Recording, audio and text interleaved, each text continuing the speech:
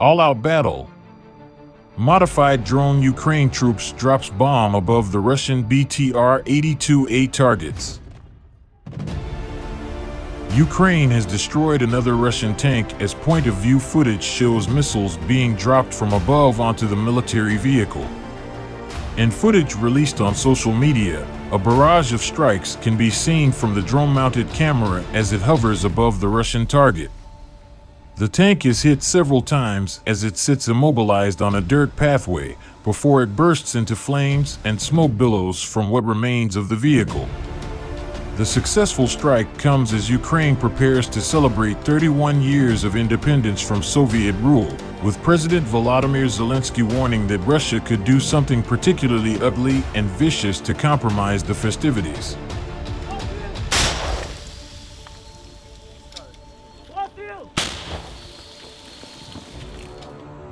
The Russian BTR-82A armored personnel carrier was destroyed by the Security Service of Ukraine using commercial drones armed with improvised munitions based on M430A140 by 53mm HEDP grenades. It took a dozen munitions to destroy the tank, with the footage detailing each drop. It comes as Mr. Zelensky urged vigilance ahead of Wednesday's celebrations of 31 years of Ukraine's independence from Soviet rule, as shells rained down near Europe's biggest nuclear plant and Russian forces struck in the south and east.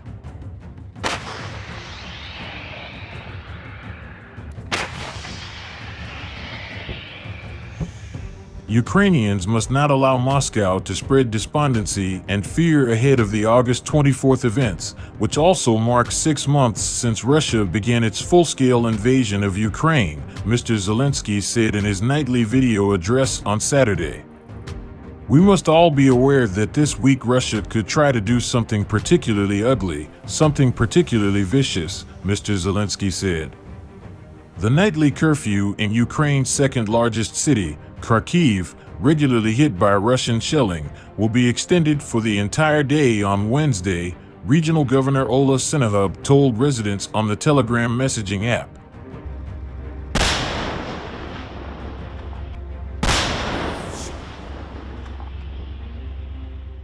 As the war that has killed thousands and forced millions to flee heads for its half-year mark, Ukrainian military and local officials reported more Russian strikes overnight on targets in the east and south of the country. Ukraine's general staff said on Facebook early on Sunday that over the past 24 hours Russian forces had conducted several attempted assaults in Donbass. The eastern border region, controlled in part by pro-Moscow separatists, has been a prime target of Russia's campaign in the past months.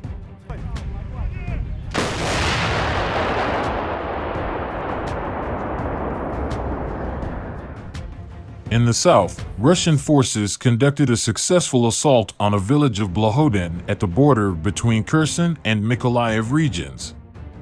The city of Mykolaiv was hit with multiple S-300 missiles early on Sunday, Regional Governor Vitaly Kim said on Telegram. To the northeast, the city of Nikopol, which lies across the Dnipro River from Zaporizhia, Europe's biggest nuclear plant, was shelled on 5 different occasions overnight, Regional Governor Valentin Reznichenko wrote on Telegram. He said 25 artillery shells hit the city, causing a fire at an industrial premises and cutting power to 3,000 residents.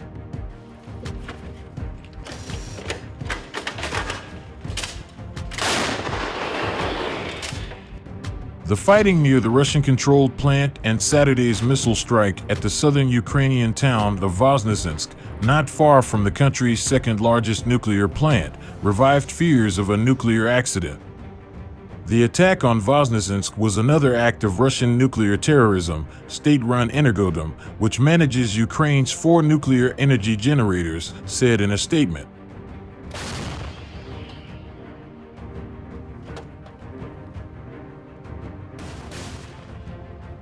Meanwhile, in Russia, the daughter of an ultranationalist Russian ideologue who advocates Russia absorbing Ukraine was killed in a suspected car bomb attack outside Moscow on Saturday evening, Russian state investigators said on Sunday.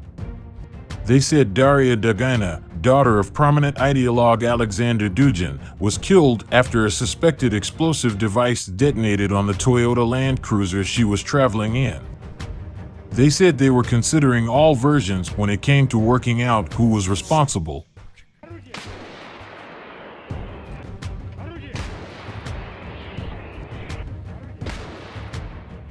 Russia's TASS state news agency quoted Andrei Krasnov, someone who knew Dugina, as saying the vehicle belonged to her father and that he was probably the intended target. The father and daughter had been attending a festival outside Moscow, and Dugin had decided to switch cars at the last minute, Russian government newspaper Rossiyskaya Gazeta reported.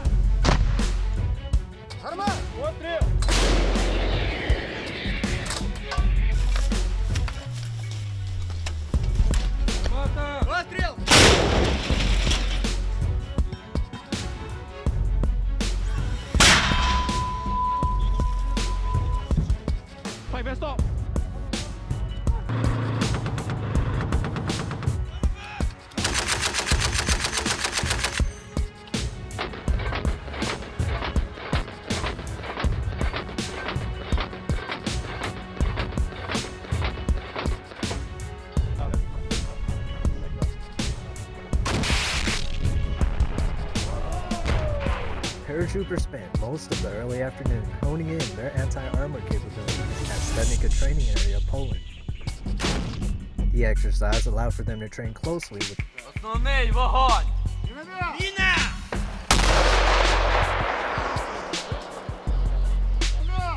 Міна!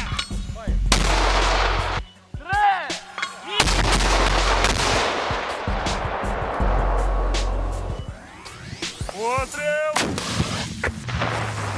Выстрел! Вистріл!